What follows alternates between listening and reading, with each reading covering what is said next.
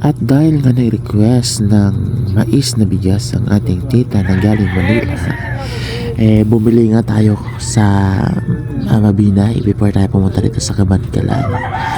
And then pagdating natin dito, ito siyang niluto. So ang natin ginawa is nagpabukal tag tubig. And then pagka human bukal sa tubig, ito nang ikuhaan o bugas. Wadayin siya ang bugas ng mais, guys, no? So ato na siyang ilunod dira sa atong ipabukalan na tubig. Kaya lahit ni pagluto, guys, sa bugas ng mais kaysa sa ordinaryo ng bugas. No, pasensya na gid kaayo kay kasaba diri sa akong mga kauban sa likod. Wala sila ka bantay nga ganay ko dito. Ayun, so dalawang baso ang aking nilagay, pero sa tingin ko, sabi ko parang kulang pa, no? Parang kulang pa. So nilagyan ko ulit ng another baso ng mais. So 3 baso pala yan, guys, ang aking nilagay.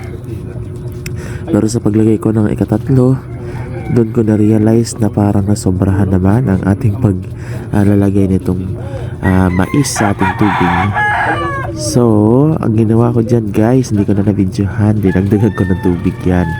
Kasi nga parang sobra at kulang ang tubig na ating gamit dyan. So hindi ko na binidyohan yun, guys. Ayun o, tingnan nyo. So ganyan po yung pagluluto niya, no? So paglalagay ng mais, atin po siyang halaluin. And then hayaan po natin siyang maluto. Ayun. And then after a couple of minutes, atin po siyang binalikan.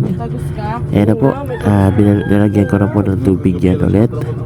Okay, so malapit na po siyang maluto. Actually, kahit ako po na-miss ko rin kumain itong mais kasi sobrang tagal ko na rin hindi nakakain ito. At sobrang tagal ko na rin hindi kapagluto, kaya hindi ko natansya or nakalimutan ko kung paano tansyahin ang tubig nitong mais na to. And ayun, finally naluto na siya, guys. So ang ulam pala namin ito kahapon, pinarisan po namin to ng nipa-nipa na ginataan with atsuete. So yun lang, guys, kain tayo. Salamat.